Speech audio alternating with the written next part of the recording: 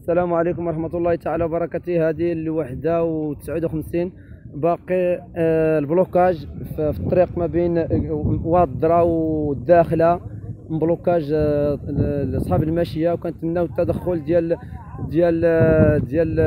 جلالة الملك الله ينصرو، تدخل فك المعاناة ديال هاد الكسابة اللي كيعانوا جميع المشاكل.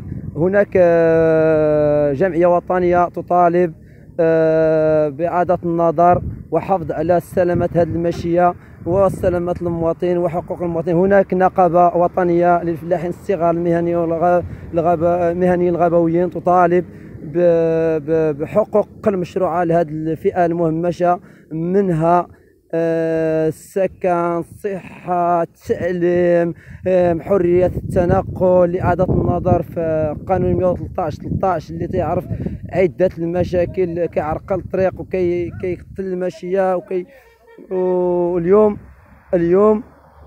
شفنا الكسابة، شفنا معاناة ديالهم، شفنا في السهول، في الصحراء، في السوس، في دكالة، في عبدة، في عدة المناطق. لهذا